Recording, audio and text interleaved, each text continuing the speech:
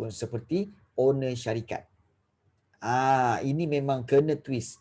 Kalau tidak kamu akan keliru dan kamu akan kata, kelirunya cikgu. Yes. Penawaran dia fikir macam mana? Penawaran kamu kena fikir seperti seorang usahawan. Kenapa? Okey, jom kita tengok Baik. Hukum penawaran menyatakan bahawa semakin tinggi harga, semakin banyak barang ditawarkan. Dan sebaliknya, semakin rendah harga, semakin kurang barang ditawarkan. Dengan andaian ceteris paribus. Maknanya dengan andaian unsur-unsur lain adalah kekal dan tidak berubah. Okey, apa maksudnya cikgu hukum penawaran ni? Maksudnya, memang betul, semakin tinggi harga, semakin banyak barang yang ditawarkan. Sebagai contoh, katakanlah, kamu sebagai seorang pengusaha kilang, ataupun pengusaha coklat. Kamu ada kilang coklat. Coklat kamu, katakanlah dalam plastik. Dalam plastik. Katakanlah memang memang berkrim. Coklat kamu berkrim disukai ramai. Harga coklat kamu ni, satu paket kecil ini katakanlah RM1. RM1. Kemudian, kemudian kamu lihat permintaan tinggi. Kamu naikkan harga. Bila naik harga, orang banyak minta, kamu naikkan harga. Bila naik harga, kamu tambah barang tak? Kamu mesti tambah barang. Contohnya, masa harga RM1, sebulan kamu keluarkan, katakanlah, sebulan tu katakanlah kamu keluarkan dalam 10,000. 10,000 unit coklat ni. Tetapi bila harga naik RM1.50, kamu akan keluarkan 15,000. Why? Uish, ada untung 50 sen lagi lah. Kemudian, katakanlah harga dia naik kepada RM2. Mula-mula tadi RM1, sekarang naik RM2. Apa yang kamu akan buat? Kamu sebagai pengusaha, kamu nak untung lebih. Jadi, harga tengah mahal ni, lebih baik aku keluarkan banyak-banyak. So, keluarkan lagi. Daripada 15,000 menjadi 20,000 unit. 20,000 unit. Jadi, kamu mungkin kalau sebagai individu, kamu akan fikir apa tahu? Kenapa nak tinggikan? Kenapa nak tambah lagi bila harga lagi barang lagi tinggi? Kenapa nak tambah lagi barang? Kenapa nak tambah lagi kontinnya? Ya, sebab apa? Sebab dia nak untung lebih. Kita nak untung lebih. Jadi masa harga RM1, katakanlah harga coklat tu RM1, kamu keluarkan RM10,000. Katakanlah kos dia 50 sen. Untung kamu pun 50 sen. Jadi dengan RM10,000, kamu dah untung RM5,000. Katakanlah harga tu naik RM1 tu kepada RM1.50. Kamu akan kata apa? Tambah lagi. Dan sekarang ni dah jadi untung aku RM1. Kos tetap 50 sen. Tapi untung jadi RM1. Kamu akan kata apa? Lagi banyak. Aku tambah lagi lah. Daripada 10,000, tambah lagi 15,000 unit. Memang macam tu. Memang macam tu. Sebab apa? Sebab itulah hukum penawaran, di mana semakin tinggi harga barang, semakin banyak barang yang kamu tawarkan, kamu offer. Sebaliknya, semakin rendah harga, contohnya harga barang tu makin murah, kamu terpaksa kurangkan kan. Barang kamu pun kamu akan kurangkan. Sebab apa? Untungnya sedikit. Ini pemikiran daripada sudut apa tahu? Pemikiran dari sudut firma. Firma memang fikir macam tu. Jadi hubungan antara, what is the relationship between price dengan quantity? So hubungan antara harga iaitu price dengan kuantiti barang yang ditawarkan iaitu Q adalah secara langsung ataupun positif. Positif ni maksudnya apa? Maksudnya, maksudnya kalau katakan, kita boleh buat kalau katakan P tu naik, maka Q pun akan naik. Ini hubungan positif. Kalau katakan P tu turun, okey, katakan P turun, maka okey, kuantiti juga akan turun. Ini hubungan yang positif. Kalau hubungan negatif adalah hubungan yang berlawan seperti permintaan. Seperti hukum permintaan. Itulah yang berlaku sebenarnya. Okey. Baik. So kalau kita lihat di sini hubungan antara tingkat harga, okey, hubungan antara tingkat harga barang dengan kuantiti barang yang ditawarkan dapat ditunjukkan melalui jadual penawaran dan keluk penawaran. Nanti kita akan tengok. Apabila harga sesuatu barang meningkat, kuantiti penawaran terhadap barang itu akan bertambah. Sebaliknya, apabila harga barang itu turun, maka kuantiti yang ditawarkan, kuantiti penawaran juga akan berkurangan. So, jadual penawaran digunakan untuk menunjukkan hubungan antara harga dan kuantiti sesuatu barang yang ditawarkan. So, kalau kita lihat di sini inilah dia. Ini bentuk keluk dia. Nampak tak? Ini adalah keluk yang berhubungan positif. Di mana apabila harga berada pada RM2, okey, RM2 maka kuantiti 10. Tapi bila dia naik kepada RM4, maka kuantiti juga naik kepada 20. Okey, bila harga naik kepada RM6, maka kuantiti juga dinaikkan kepada 30 unit. So, inilah dia perubahan dalam kuantiti ditawarkan disebabkan oleh faktor perubahan harga barang itu sendiri. Perubahan So, harga barang tu naik, supplier akan tambah lagi. Naik lagi, supplier akan tambah lagi kuantiti. Memang. Okey, untuk apa? Untuk mengaut keuntungan. Jadi, inilah dia jadual.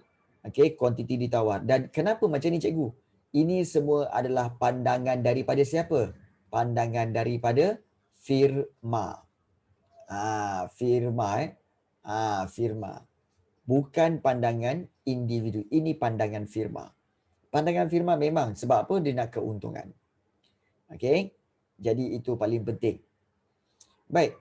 Ini daripada sudut satu firma. Satu firma keluarkan barang. Okey. So kalau harga barang tu naik, maka dia akan tambah kuantiti. Baik. Kalau kita lihat, ada juga macam permintaan pasaran, penawaran pasaran pun ada. Okey, apabila dalam pasaran itu ada lebih daripada satu firma. Lebih daripada satu firma yang mengeluarkan barang yang sama. Sebagai contoh kita lihat sini Keluk penawaran bagi bagi firma A dan firma B. Ini firma A lah dan firma B. So kalau kita lihat di sini SA supply daripada firma A. Yang ini SB maknanya supply daripada firma B.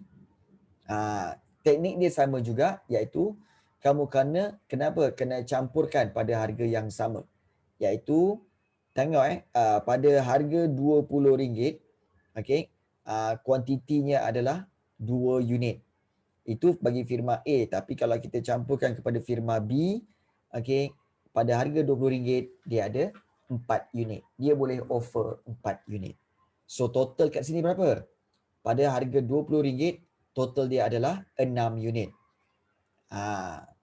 Kemudian kalau kita lihat pada harga RM30, okey, firma A menawarkan 4 unit dan okey, firma B menawarkan 6 unit. So 4 campur 6 berapa? 4 campur 6 adalah 10. So pada harga RM30, penawaran pasaran adalah 10. Kemudian apabila kalau kita lihat di sini, apabila pada harga RM40, okey, kuantiti yang ditawarkan oleh syarikat tu adalah 8, syarikat A 8. Syarikat B pula adalah 8 juga. Jadi di sini silap. Syarikat A 6, sorry. Syarikat A 6, syarikat B 8. Jadi 6 campur 8 berapa? 6 campur 8 jadinya 14. 14. Dan kalau kita lihat yang terakhir pada harga RM50, firma A menawarkan 10 unit, manakala firma B menawarkan 10 unit juga. Jadi Kalau kita lihat jumlah dia berapa? Jumlahnya adalah 20. Okey. So 6, 10, 14, 20. Okey, ini penawaran pasaran. So bila kita membentuk keluk penawaran pasaran, kita akan buat begini. Nampak? Betul tak? Dia campurkan pada harga 20, okey, iaitu kita tengok balik Okey, ini 6, 10, 14, 20. Betul tak jawapan dia? Nampak tak? Yang ini 6. 6, okey, 10, kemudian 14, okey, 14 dan juga yang ini adalah 20. Nampak? So itulah dia penawaran pasaran. Yes. So kalau kita lihat keluk penawaran, ini adalah keluk penawaran Keluk penawaran ialah satu keluk yang menunjukkan jumlah kuantiti suatu barang atau perkhidmatan yang ditawarkan oleh semua firma dalam suatu pasaran. Ya, semua firma. Iaitu menunjukkan satu jumlah kuantiti suatu barang atau perkhidmatan ditawarkan oleh semua firma dalam suatu pasaran. Okey. Jadi inilah pembentukan keluk penawaran dan keluk penawaran pasaran. Okey. Boleh faham tak? Boleh faham tak keluk penawaran ni? Boleh faham ke tak boleh faham?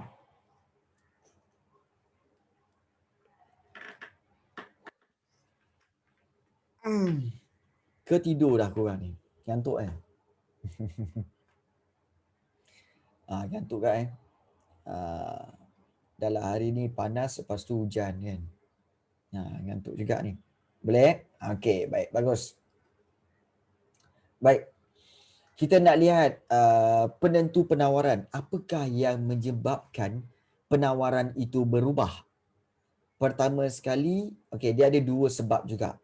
Iaitu pertama, harga barang itu, dan yang kedua, faktor bukan harga barang itu. Sama juga. So dia ada dua. Cuma ini dari sudut pandangan firma. Sebagai contoh okey, penentu pasaran iaitu harga barang itu. Okey, iaitu okey, kesan perubahan faktor harga terhadap penawaran. Hukum penawaran menyatakan bahawa apabila tingkat harga suatu barang itu meningkat, maka kuantiti yang ditawar untuk barangan itu akan bertambah. Sebaliknya, apabila tingkat harga suatu barangan itu menurun, maka kuantiti yang ditawarkan juga akan berkurangan. Itu memang hukum penawaran, dan hubungan antara harga barangan dengan kuantiti ditawar barangan itu berkadar langsung. Dan kalau kita lihat harga barang kalau perubahan harga barang itu bermakna apa tahu? Dia pergerakan di keluk itu hanya berkisar di keluk itu sendiri. Maknanya sama ada dia akan berubah daripada sini pergi ke atas ataupun daripada atas pergi ke bawah. Dia macam tu je.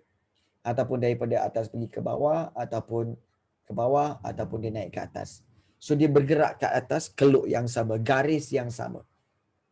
Okey. So kalau bergerak di atas garis yang sama, okey, apakah puncanya? Harga barang itu sendiri. Inilah dia punca dia. Itu kunci dia. Tapi kalau faktor bukan harga barang itu, contohnya yang ini okey. So kalau kita lihat faktor bukan harga barang itu, okey, perubahan permintaan. Okey, perubahan permintaan adalah peralihan keluk permintaan sama ada ke kanan atau ke kiri. Disebabkan oleh apa? Perubahan faktor-faktor lain selain dari harga barang itu sendiri. Jadi kita tengok kat sini, oh iyalah, iaitu kalau kita lihat keluk itu beralih, iaitu sama ada ke kanan ataupun ke kiri. Tapi kalau kita perasan, keluk tu yang beralih, tapi harga kat P masih sama. Harga masih sama. Tetapi keluk tu beralih ke kanan atau ke kiri. Why? So kita lihat di sini, inilah dia antara punca-punca dia. Okay. So dia kata apa? Pada tingkat harga yang sama, iaitu pada harga yang sama, iaitu P0, iaitu yang ini yang P0 ni. Kalau kita lihat pertambahan penawaran akan menyebabkan, maknanya bertambah penawaran akan menyebabkan keluk ini beralih ke kanan. Sebab kuantiti dia akan bertambah. Manakala pengurangan penawaran, dia menyebabkan keluk permintaan itu beralih ke kiri. Maknanya ianya adalah berkurang. Beralih ke kiri, berkurang. Baik. Dan apakah penyebab utama kepada pergerakan ke kiri dan ke kanan ini? Inilah dia faktor penyebab dia. Pertama, harga barang lain. Okay, kita ada belajar itu.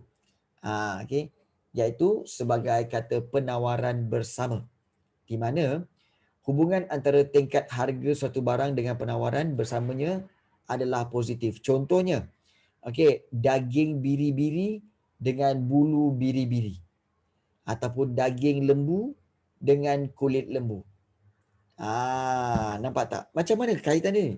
Okey, kita tengok Jika harga daging biri-biri meningkat, okey, jika harga daging biri-biri meningkat, maka pengeluar akan menambahkan kuantiti.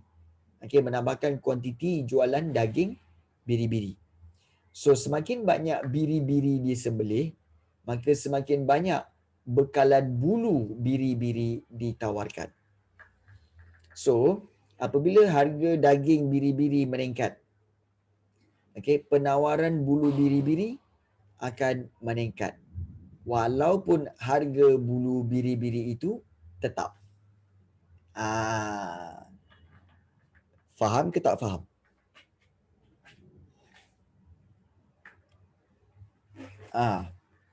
Cikgu pun dah kuat-kuat ni.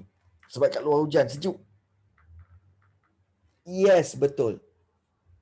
Betul. Betul tu. Sebagai contoh, kalau kita lihat, okey, kalau kita lihat di sini ya, dia tak nak membazir. Yeah. Okey, katakanlah okey, permintaan, okey, permintaan bagi kuantiti kuantiti demand bagi biri-biri. Okey, biri-biri, okey, berlaku peningkatan. Okey, daging demand bagi, kita buat daging biri-biri.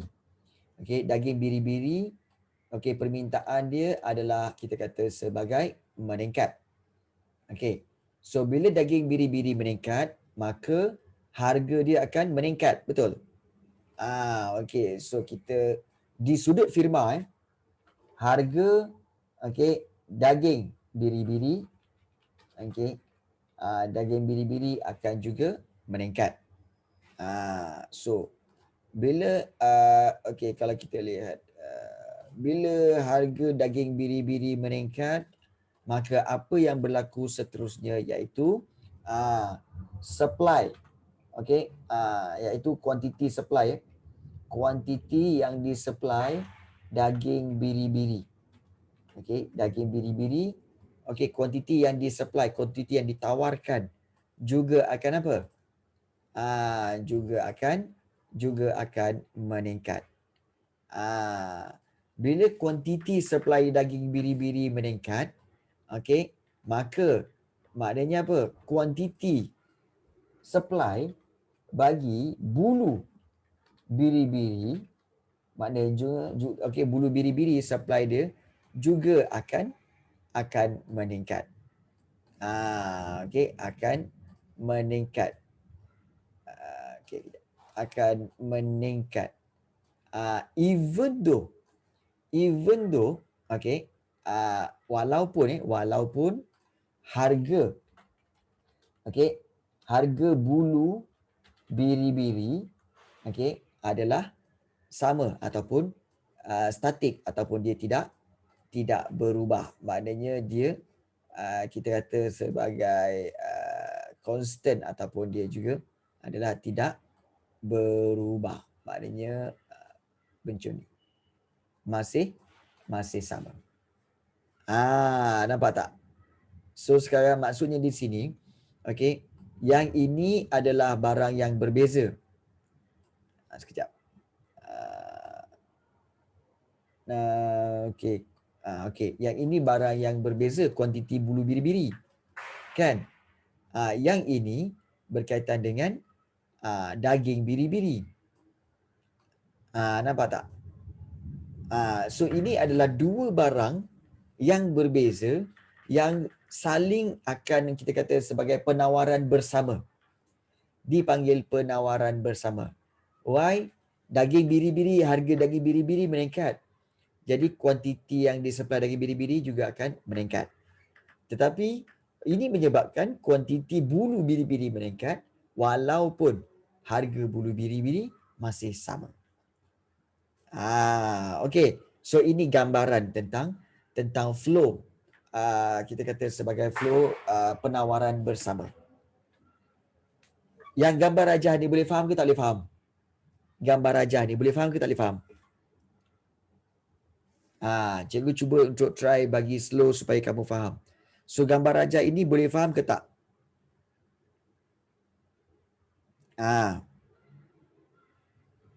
Boleh ke tak boleh ni? Sonyap yo. Cun. Okey, boleh Okey, sekejap.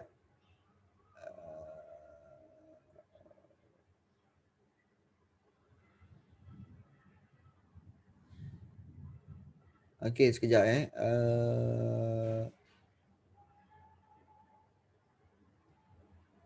Okey. Tak, sebab cikgu tengah tengok berlaku reboot Berlaku reboot. Ush.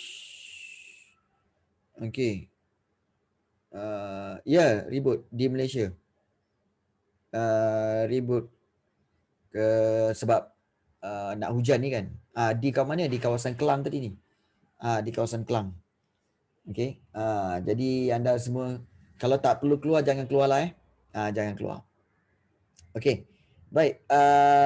Itu yang berkaitan dengan permintaan. Penawaran. Mandi hujan. Yes, mandi hujan Okey, ini berkaitan dengan penawaran bersama. Maknanya harga barang lain iaitu penawarannya bersama, iaitu dua barang yang ditawarkan bersama-sama. So kalau barang tu kuantiti dia ditambah, maka kuantiti barang lain itu juga akan ditambah. Okey. Itu harga barang lain. Kemudian penawaran bertanding, iaitu hubungan antara tingkat harga sesuatu barang dengan penawaran bertandingnya adalah negatif. Penawaran bertanding ini samalah macam kita kata harga barang barang penggenap dan barang pengganti. Kita belajar pada minggu lepas kan, barang penggenap dengan barang pengganti. Tapi itu daripada sudut individu. Itu individu ataupun permintaan. Yang ini sudut penawaran, dia bukan barang penggenap atau barang pengganti, tapi penawaran bersama ataupun penawaran yang bertanding. Iaitu kalau kita lihat sini contohnya daging lembu dengan susu lembu, kayu getah dengan susu getah, serta daging ayam dengan telur ayam.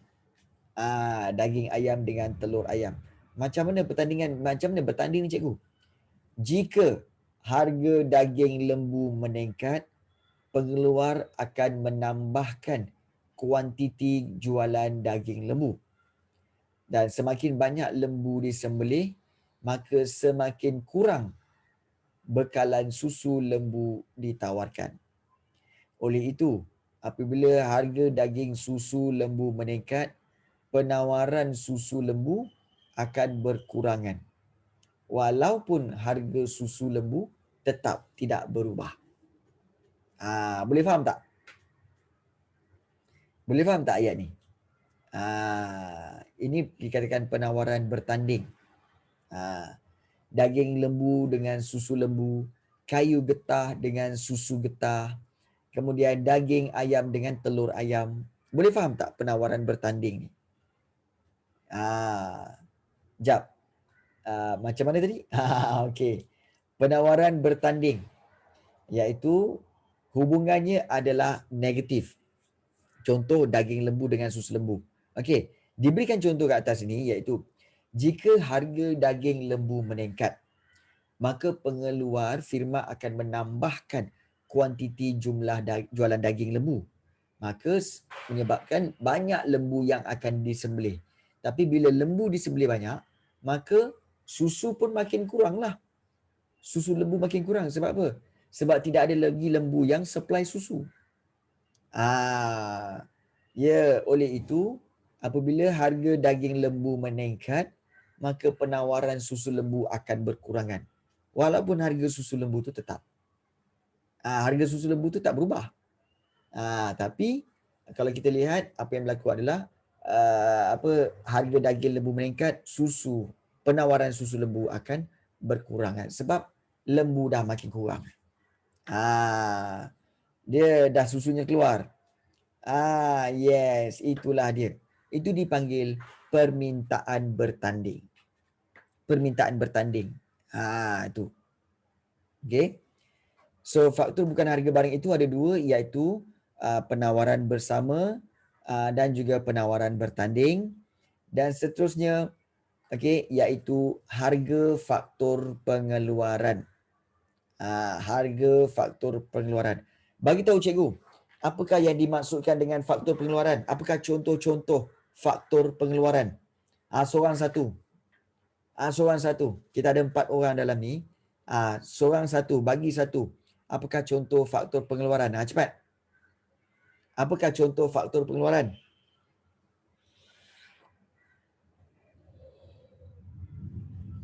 Okey. So Rafizuddin kata buruh. Lain? Buruh dah. Okey, Rafizuddin dah ambil buruh.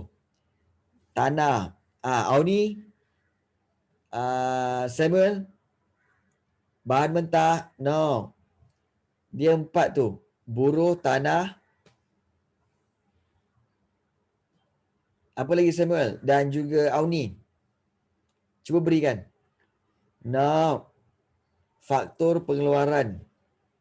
Ada 4. Okey, Auni syukur. Betul. Modal. Buruh, tanah, modal. Dan satu lagi apa? Antara Shimir dan juga Samuel. Buruh, tanah, modal. Dan satu lagi apa? Shimir dan Samuel.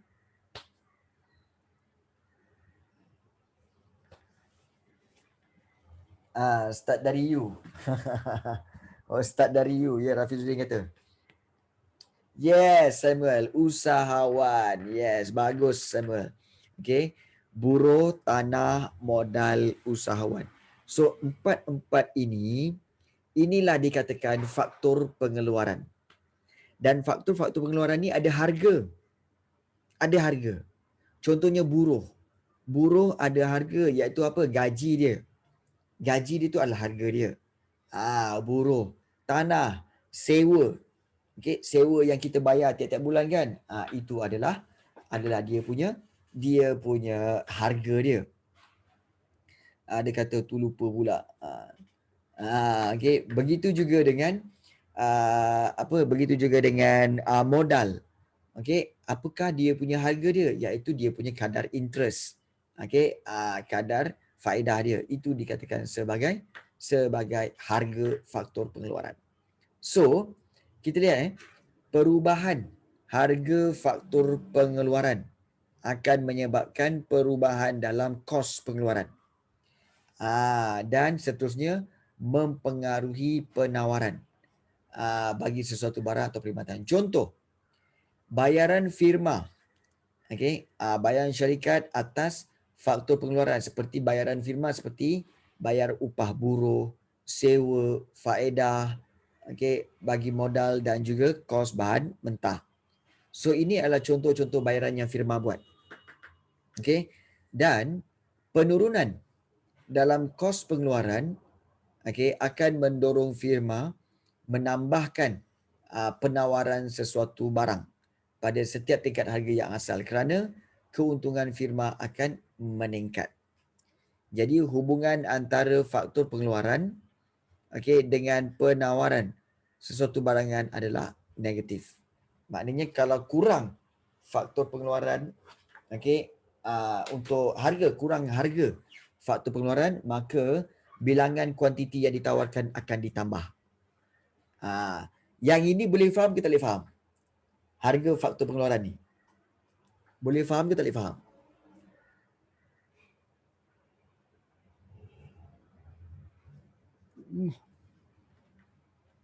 Boleh?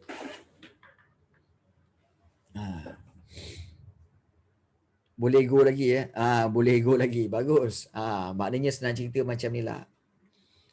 Katakanlah kamu, okey, kamu ada kilang. Kilang buat coklat tadi.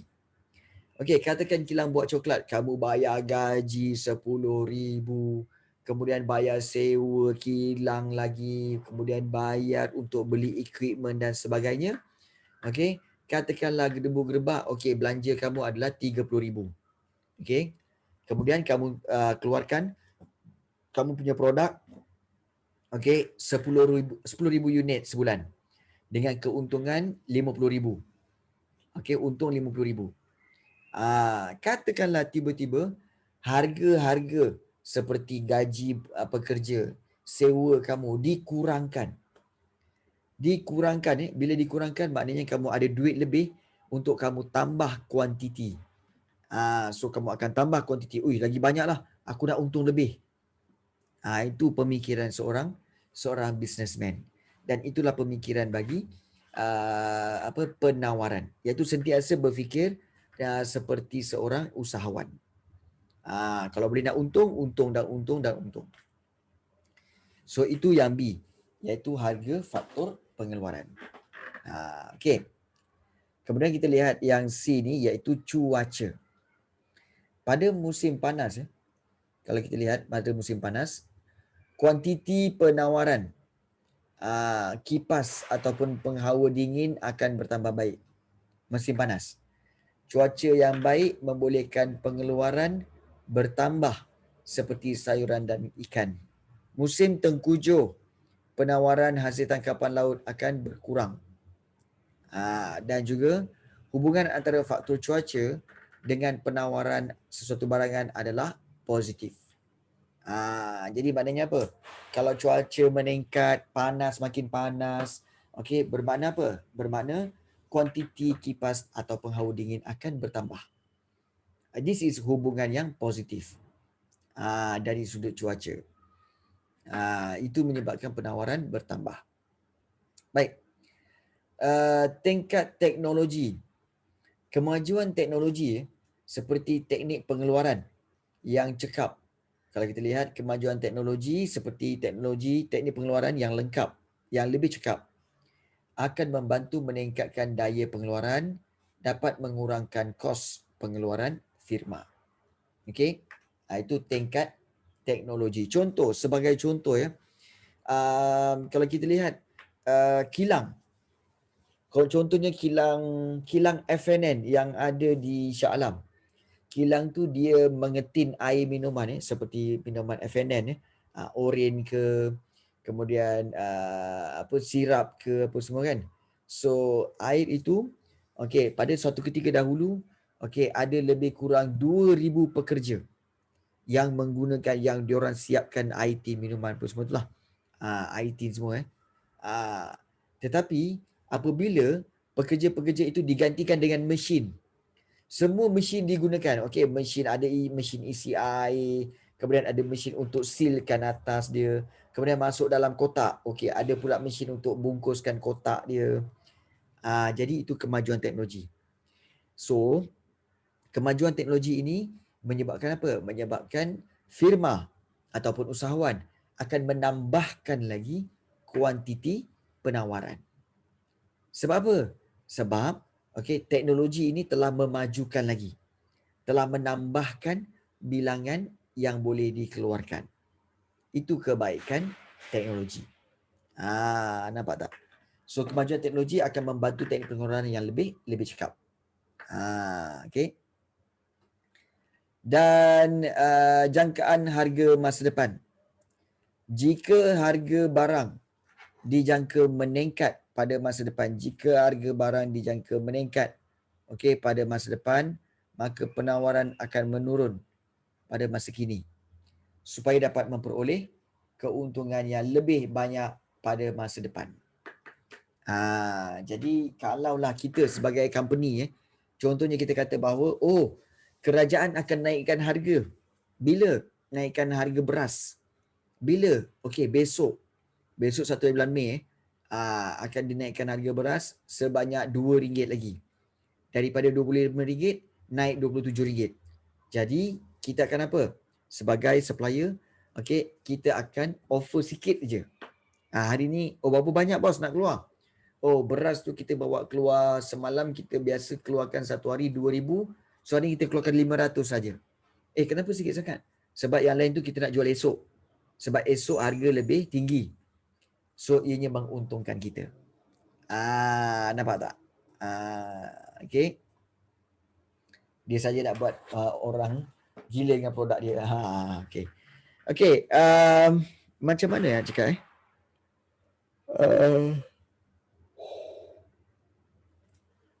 Okay. Okay. Kamu ingat tak? Ada satu kes viral terbaru baru-baru ini. Iaitu sambal pedas Chef Khairul Aming. Sambal pedas tu, sambal pedas Chef Khairul Aming. Okay, Khairul Aming tu. Okay, sambal pedas dia besar-besar ni je dalam botol. Kes itu. Kamu tahu? Satu hari, okay, setiap satu hari dia keluarkan 4,000 botol. 4,000 botol dia masak sendiri. Sos, bukan sos, dia macam sambal cili, sambal pedas. Bukan sold out dalam beberapa jam, Rafizuddin. Kamu tahu tak? Dia siap tunjuk lagi apabila dia letak sahaja dekat Shopee, dia letak je sambal dia dalam Shopee, within 30 second sold out. 30 saat sold out. 1,000 botol. Sold out. Permintaan sangat tinggi. Bayangkanlah. Ya. Dan dalam satu hari dia akan keluarkan 4 atau 5 kali dia keluarkan produk dia untuk dijual di Shopee.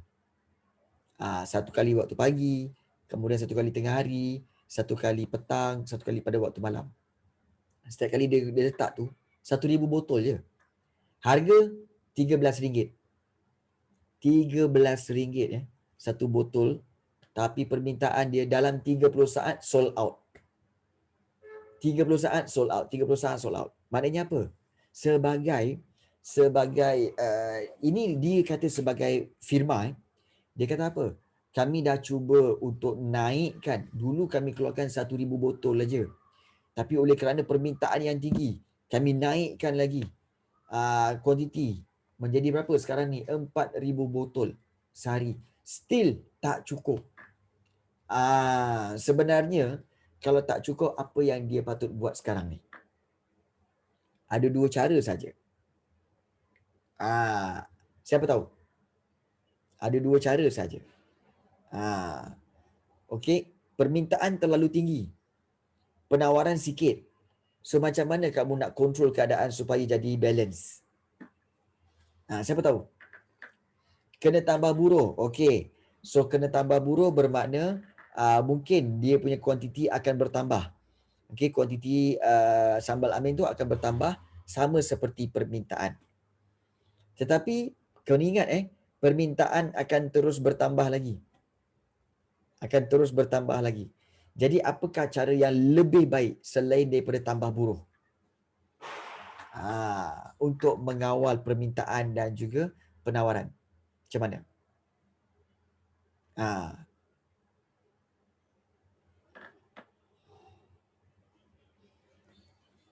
Tambah bahan mentah.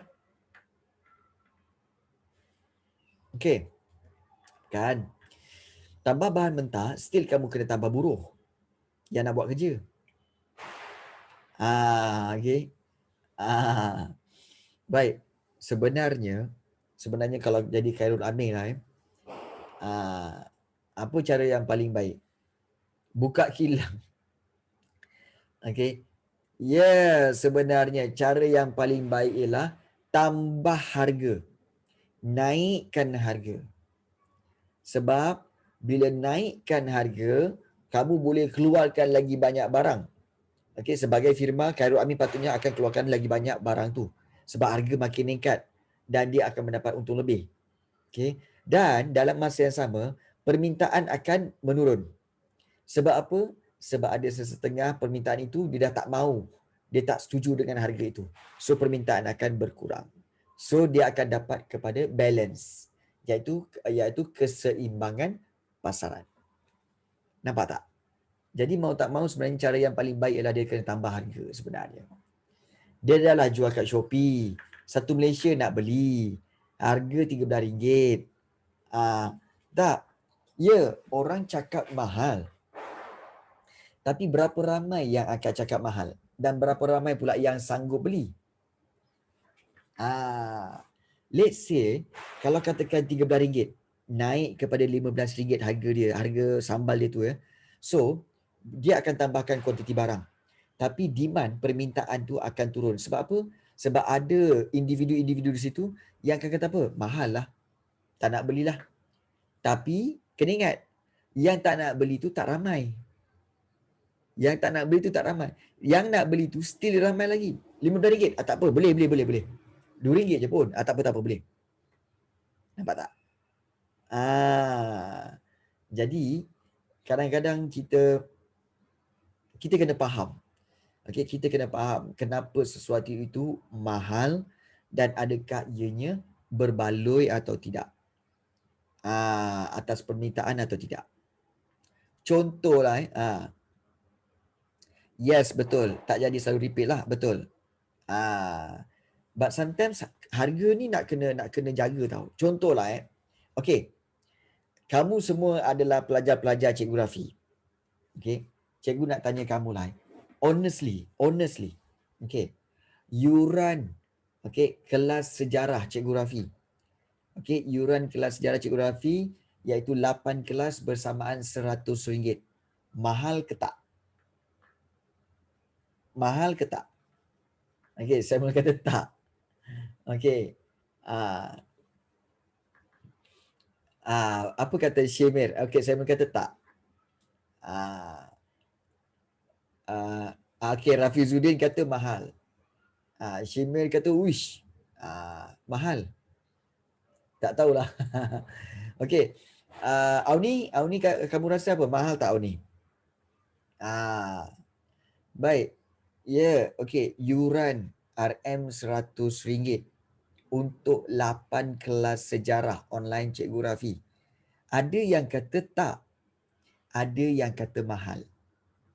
Jadi kalau sebagai cikgu lah, cikgu sebagai pengeluar kan, cikgu sebagai supplier, cikgu kena buat apa? Adakah cikgu patut turunkan harga? Okay.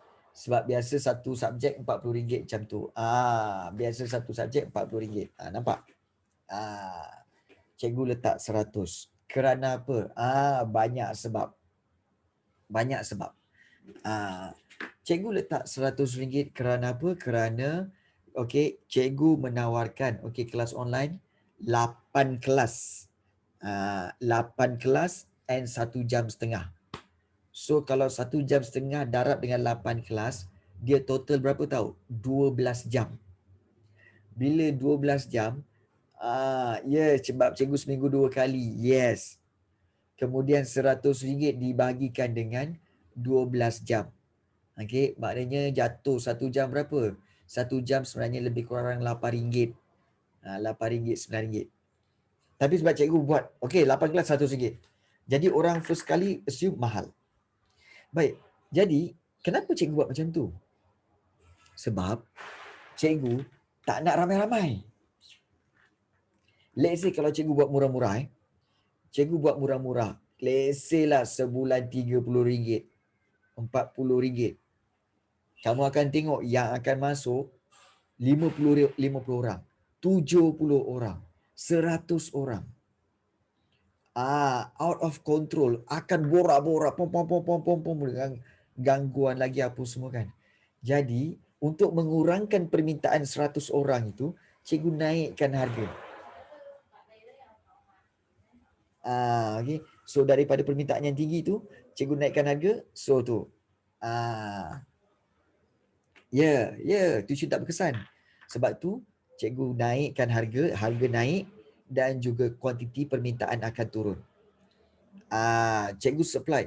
So bila harga RM100, kalau macam let's say kamu tengok let's say katakanlah satu kelas tu RM40, let's say RM40 kelas online, ataupun RM50 kelas online, RM60 kelas online.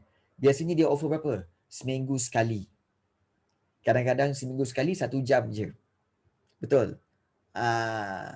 Ya, betul. Okay, so sebulan 4 kali. Cikgu lain. Kalau orang tanya kenapa RM100? Betul. Math saya RM10 je. Betul. RM10. Jadi macam cikgu sebenarnya kira apa? Cikgu kira supaya apa? Permintaan dan penawaran sama. Sebenarnya cikgu kalau boleh tak nak ramai-ramai. Kalau boleh dalam satu kali 50 orang cukup. Itu maksimum 50 orang. Dah. Tak payah banyak-banyak. Nanti tak terkawal. Nanti tak berkesan. Jadi sebab itu harga cikgu tinggi sikit. Supaya apa? Yang join tu adalah yang benar-benar nak join. Benar-benar nak join dan benar-benar yang mampu. So macam tu. Kalau bagi murah-murah, penuh satu kelas, siap borak lah, siap kacau lah, sana kacau sini, minta nombor telefon lah, apa semua, pening. Nampak tak? This is kepentingan naikkan harga, turunkan harga. Penting. Dan juga kita boleh jaga kualiti. Cikgu boleh jaga kualiti cikgu dengan mengajar, dengan memberikan yang terbaik. Cikgu boleh jaga kualiti. Itu cara sebenar bagaimana. Yes, kita jaga kualiti. Dan dia menjadi satu brand yang eksklusif. Brand yang eksklusif. Contoh macam kita tengok berbanding iPhone dengan Samsung, mana lebih eksklusif? Bagi tahu cikgu. iPhone dengan Samsung mana lebih eksklusif? Dari sudut phone. Bagi tahu cikgu. iPhone ke Samsung? Yang lebih eksklusif. Yes, iPhone. iPhone eksklusif. Kerana apa? Kalau tak ada 3,000, 4,000, tak payah belilah. Memang harga dia 3,000, 4,000. Yes. Maknanya apa? Kenapa iPhone keluarkan yang eksklusif? Sebab dia tak keluarkan banyak. Dan dia nak orang-orang tertentu je yang beli. Orang-orang yang mampu je beli.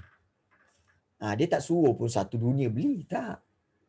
Dia nak orang tertentu je beli. Dah. Kan dah habis produk tu, macam mana cikgu? Kalau contoh sekarang ni iPhone 12 kan. Lepas habis iPhone 12 tu, nanti keluarlah iPhone 13. Dia keluarkan yang baru. iPhone 12 tutup lah. Stop jualan dia. Dia buat iPhone 13 pula. Nampak tak? Dia eksklusif. Dieksklusifkan. Yes. Dia bukan jual untuk semua orang.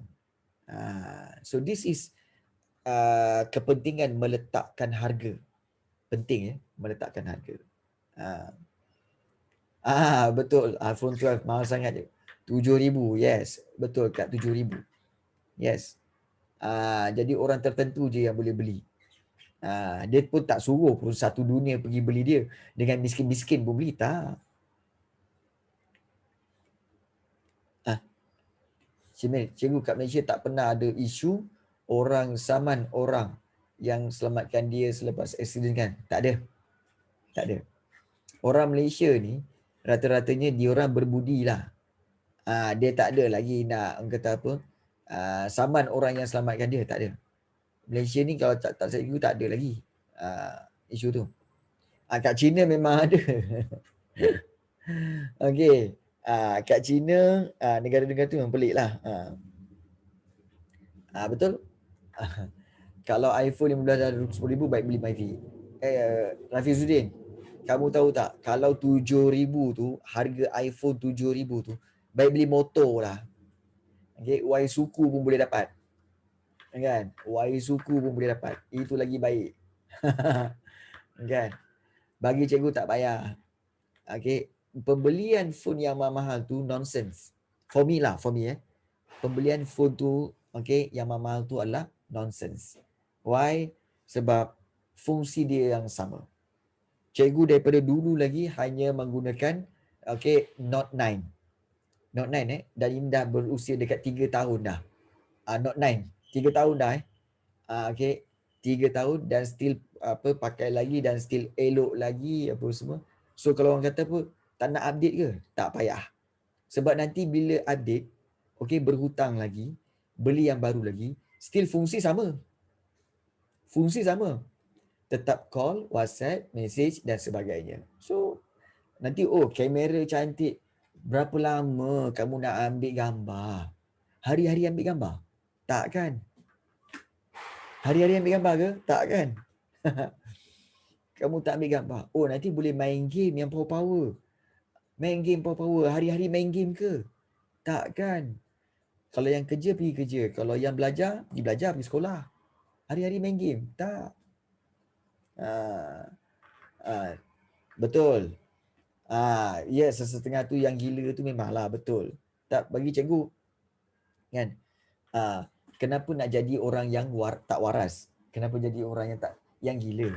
Semata-mata nak mengejar prestige, mengejar, kau tahu tak aku pakai iPhone 12. Kau tengok kan. Itu sekejap je, lepas tu sekarang campak-campak je. Kadang-kadang lupa mana letak phone tadi ya. Nampak? Benda 7,000. Benda 7,000 mana letak tadi kat mana Lupa lah.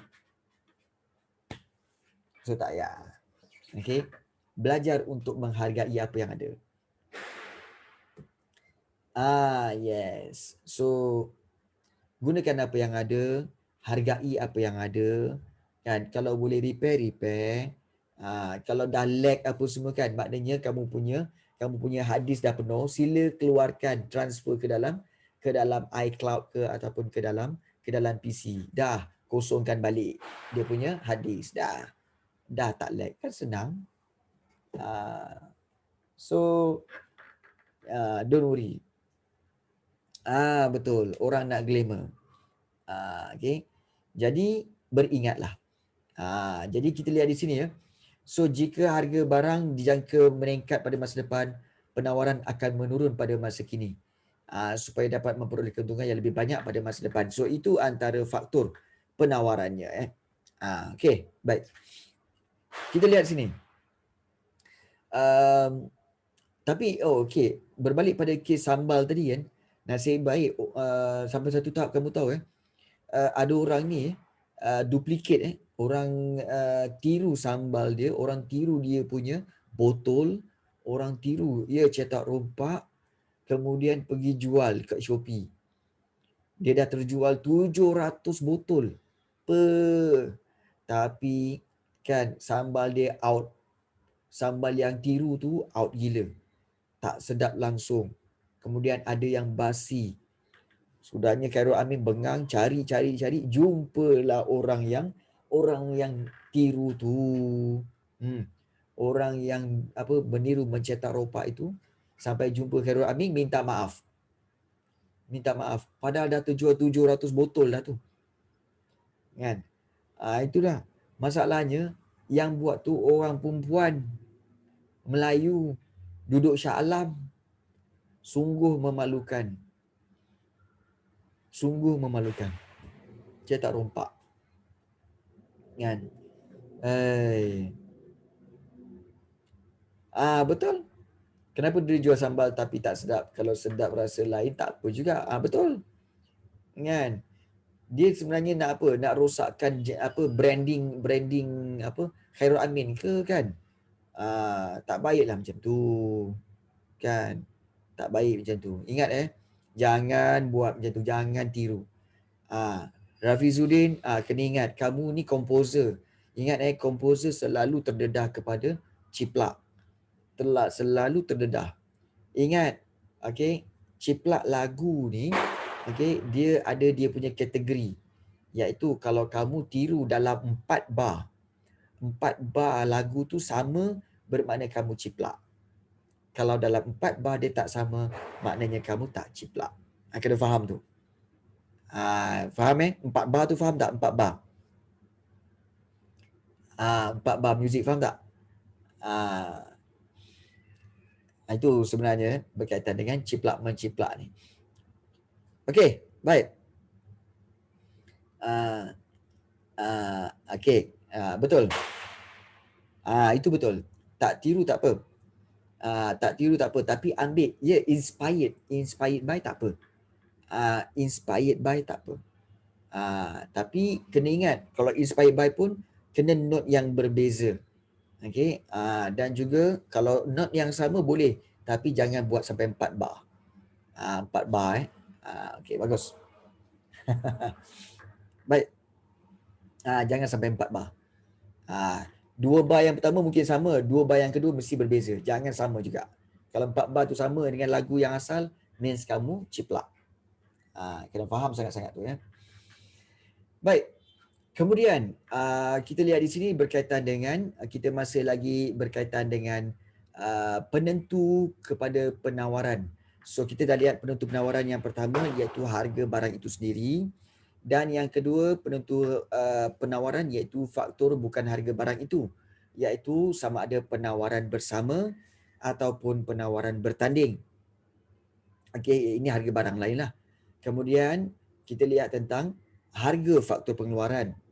Okey, kemudian juga cuaca menyebabkan permintaan penawaran juga beralih.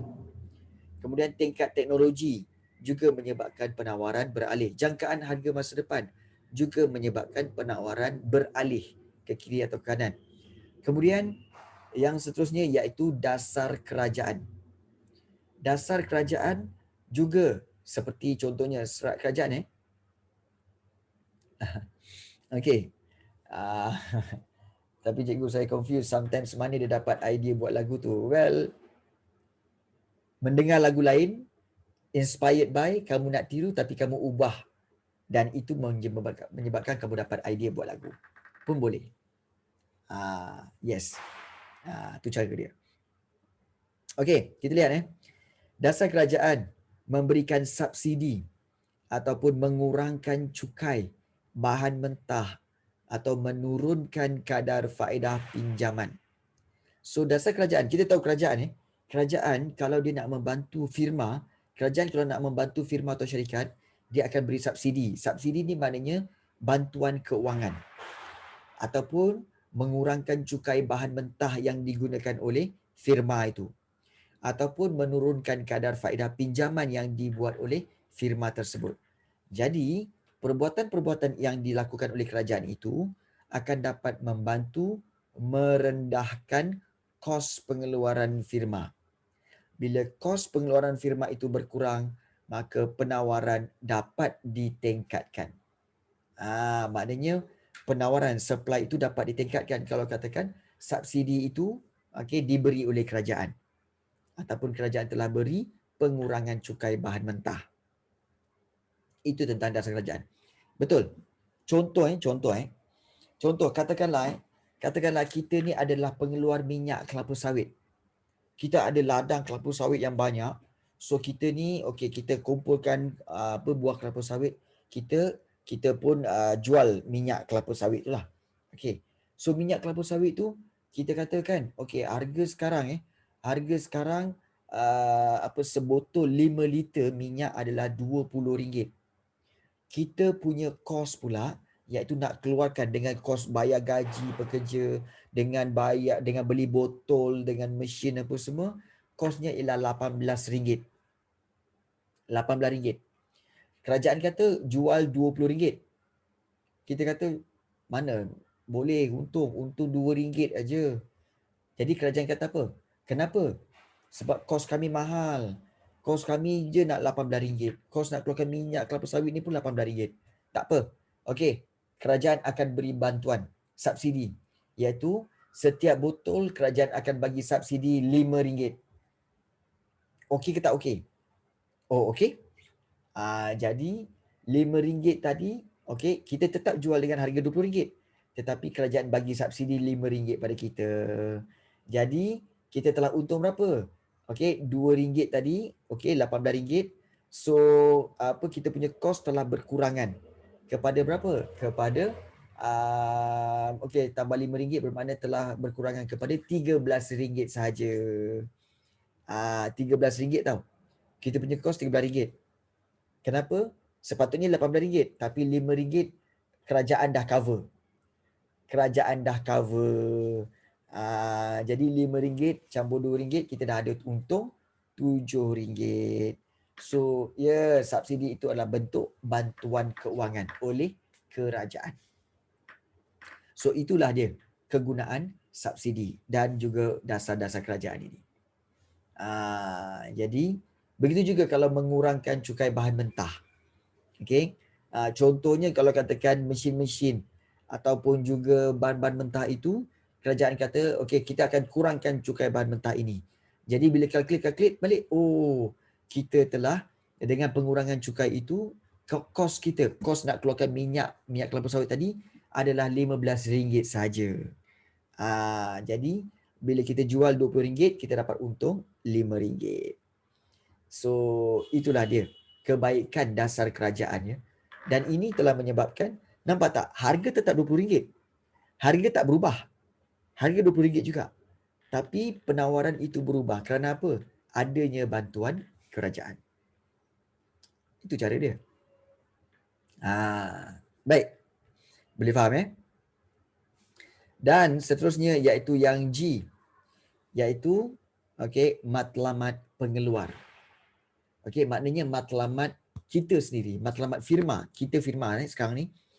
Matlamat firma sendiri. Iaitu sekiranya firma kita ni matlamatkan output yang maksimum. Untuk pengetahuan kamu, output ini sebenarnya bermaksud produk ataupun kita kata keluaran. Keluaran. Jadi kalau kita matlamat kita nak keluaran yang maksimum, keluaran dikeluarkan dengan cara yang paling banyak, maka penawaran barang akan ditambahkan supaya mencapai tujuan. Seperti apa?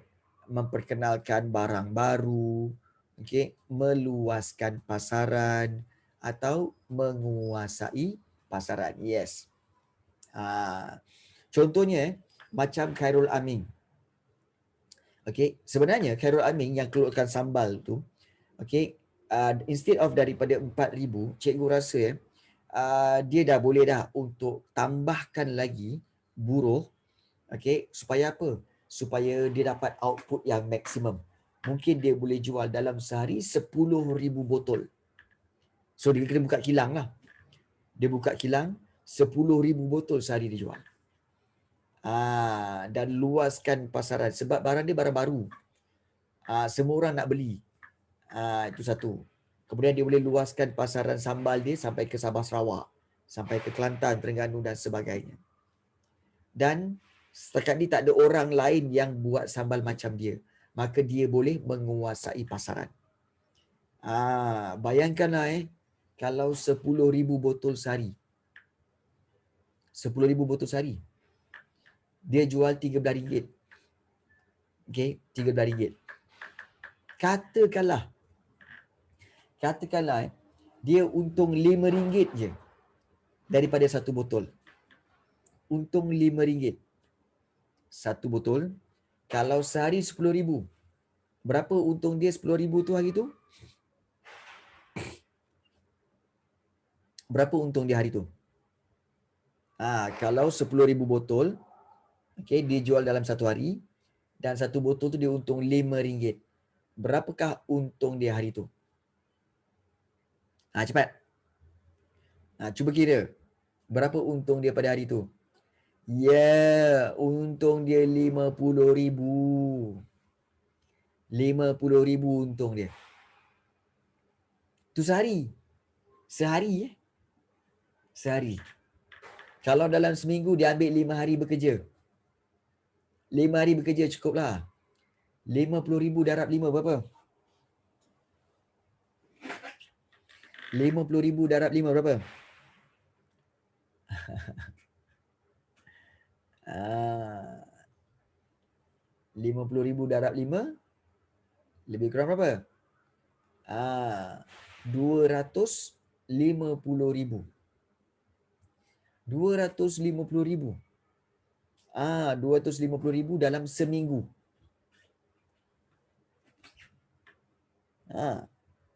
Macam? Tak nak?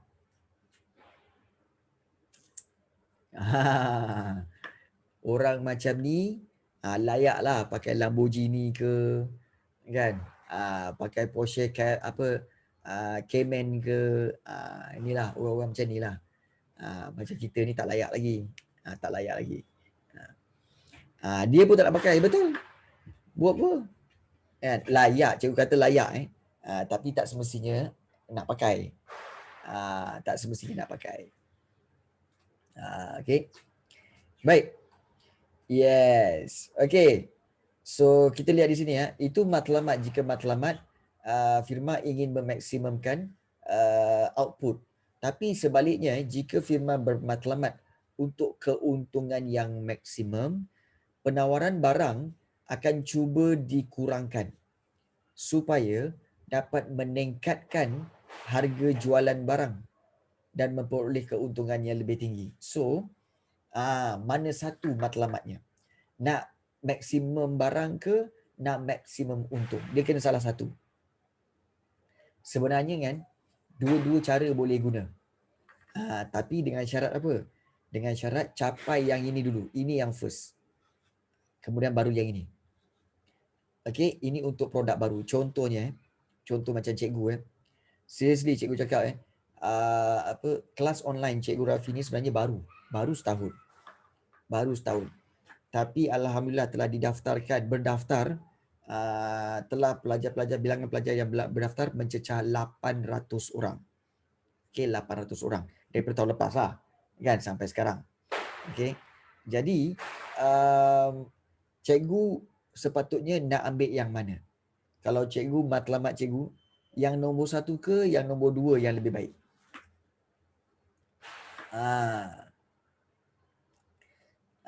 Yes. Cikgu kena pergi ke nombor 2. Sebab matlamat keuntungan maksimum. Tapi penawaran kelas, macam cikgu menawarkan kelas kan, kelas akan cuba dikurangkan. Okey, dan harga yuran akan meningkat supaya memperoleh keuntungan yang lebih tinggi. Tapi cikgu tak buatlah macam tu kan. Sebab bagi cikgu, okey, apa yang ada ni pun dah cukup baik. Okey, bukan semua orang mampu. So cikgu consider, cikgu kalau boleh tak nak harga kayangan. Tapi tak naklah juga harga cikai sangat. Jadi harga biasa-biasa. Okey, lagi kaya, memanglah lagi kaya, tetapi kalau dilihat daripada satu sudut, yes. Sebenarnya cikgu punya kelas ni belum meluas lagi tau. Walaupun cikgu dah pergi ke, okey, dah ada pelajar daripada Sabah, daripada Sarawak. Kemudian ada yang daripada Kedah pun dah ada, Penang pun ada, Terengganu pun ada, dah merata.